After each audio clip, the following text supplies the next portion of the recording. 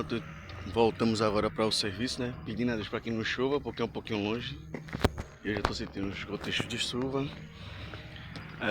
Embora que esteja no escuro aí, mas vai ser assim mesmo. Porque vamos meditar um pouquinho hoje sobre algumas coisas que eu escutei ultimamente. Na igreja, no YouTube. Na igreja, no YouTube e alguns outros lugares.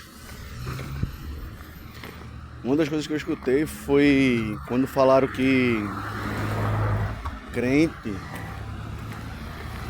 que está em ansiedade é porque ele está com falta de Deus. E Jesus explicando uma certa vez, ele disse: no mundo tereis aflições. Ainda ressaltou, tem de bom ânimo. Então, no momento Jesus disse assim: no mundo tereis aflições, vocês vão ficar ansiosos pelo dia de amanhã, tal, mas porque vocês estão sem Deus. E no momento Jesus falou isso. Até quando ele fala assim, né? Não sejais ansiosos pelo dia de amanhã, pelo que comer, pelo que vestir, pelo que beber. Basta cada dia seu mal, enfim. Antes, né? Focar, ter a mente focada no reino de Deus. O próprio Jesus dá a direção. Não é que essa pessoa está sem Deus. Mas o que Jesus fala é o seguinte: o foco tem que estar em Deus, a fé e a confiança tem que estar em Deus, que Ele vai suprir todas as coisas. Mas no momento Jesus recrimina, dizendo assim: ah, vocês estão assim porque vocês estão sem Deus. Então tem que saber fazer a colocação, porque imagina uma pessoa que já está passando por uma dificuldade, escuta isso e faz: pronto, então já que eu estou sem Deus mesmo, estou vindo para cá em vão para a igreja. Então tem que ter essa responsabilidade de saber falar as coisas. Mesma coisa quando alguém fala sobre alguém que tem depressão. Quem está depressão porque não tem Deus? É a mesma coisa. A Bíblia diz: no mundo tereis aflições. E outra coisa, quando Jesus está lá no monte, que ele soa, transpira sangue, ali é um momento de aflição. Então, quer dizer que ele estava sem Deus, né? É até contraditório, mas enfim. O que a gente tem que entender é que a gente tem que analisar o texto, o contexto, todo o parâmetro que está ali dentro da Bíblia, e aí sim fazer um estudo, pesquisar, buscar entender o texto, pensamento da época, e não fazer uma aplicação direta, porque aí vai entrar no achismo. E aí, perdão, sempre vai ter pessoas que vão falar esses tipos de asneiras. Outro ponto interessante é quando algumas pessoas falam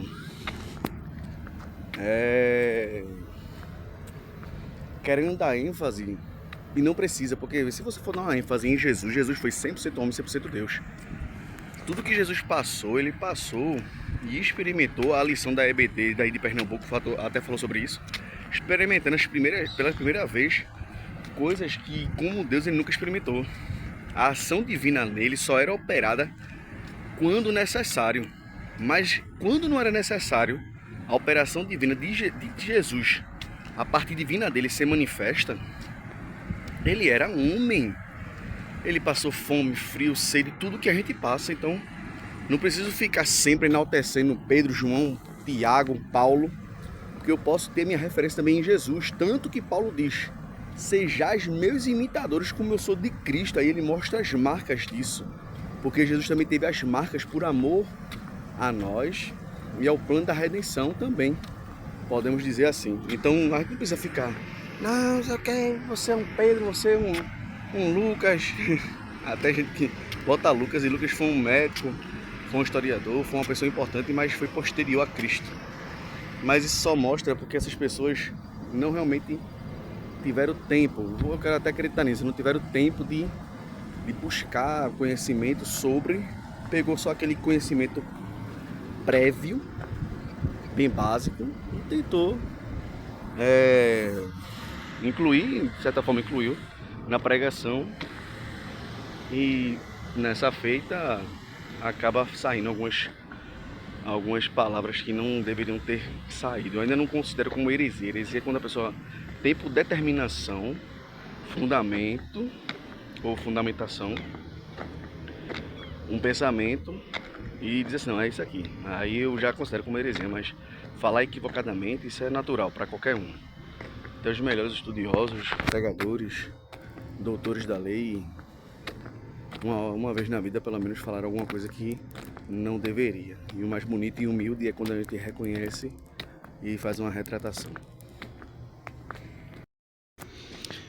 Enfim, são esses alguns pontos que agora eu tô lembrando de cabeça que eu gostaria de falar com vocês, repassar essas informações, e quero que vocês fiquem à vontade para fazer perguntas nos comentários aí no canal, e assim que eu ver, eu vou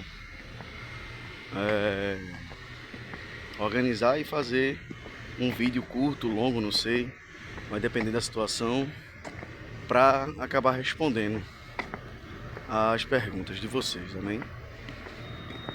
Outra coisa, eu acho interessante que o professor discipulado de EBD, ele tem que se preparar. Ele não precisa ser um expert, mas também não é feio o professor dizer assim, olha, esse assunto eu ainda não conheço, porque até os maiores teólogos do mundo, isso não só na teologia, qualquer área, se for advocacia, se for medicina, sempre alguém vai se especializar em uma área, vai conhecer a grosso modo tudo, mas não tudo a fundo, né?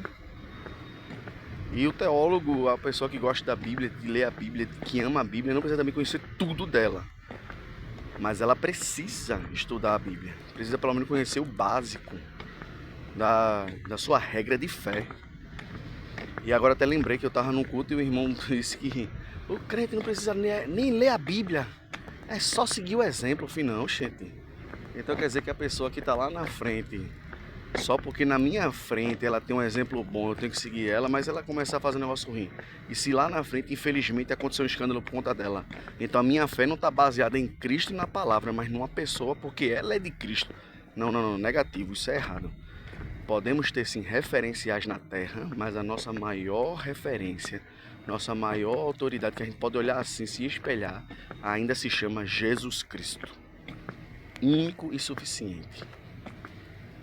Então temos que ter essas observâncias, sempre orar para essas pessoas que têm esse pensamento, se conseguir ter uma conversa com elas para dizer assim, olha, naquele dia tu falou assim, tal, mas a Bíblia não ensina isso, eu sei que foi no calor do momento, enfim, se tiver como ter esse diálogo, é bom. Se não tiver, é só orar por ela mesma e pedir para que o Espírito Santo mostre ou levante alguém para que mostre a essa pessoa que ela não pode continuar nesse pensamento, porque senão posteriormente realmente ela vai entrar dentro de heresias e é um caminho que quase sem volta. Só Cristo para poder libertar a mente do ser humano quando ele tenta enraizar alguns tipos de pensamento achando que está certo. A gente tem que se lembrar de Paulo quando ele olha assim e faz: eu era judeu de judeus, enquanto a lei eu era zeloso, mas reportei tudo como esterco para ganhar Cristo. Ou seja, ele não se baseou mais no que ele achava que estava certo. Ele foi, conheceu a verdade libertou ele. Ele entendeu a verdade e disse, não, aqui é o caminho certo. Tanto que quando ele vai ensinar os outros, ele diz, olha, até se lá na frente, me permita a expressão, endoidar a cabeça aqui, o cocão, endoidar a minha cabeça. E querer dizer assim, não, eita, o que eu falei agora não é isso mais não, agora é isso aqui que eu tô dizendo. Seja anátema. Por quê? Ele tava dizendo, a base é essa, é Cristo, é a Trindade, é Deus, é as Escrituras, e não pode passar disso não. Então a gente tem que ter esse mesmo entendimento, pensamento, se debruçar sobre a Bíblia, ler calmamente, meditar nela. Se não entender, procurar alguém que saiba, que entenda, para nos orientar através das Sagradas Escrituras e ver se essa pessoa está nos orientando e está dentro da Bíblia mesmo. Amém? Temos que ter o zelo pela palavra. Fiquem na paz, Deus abençoe a todos em nome de Jesus.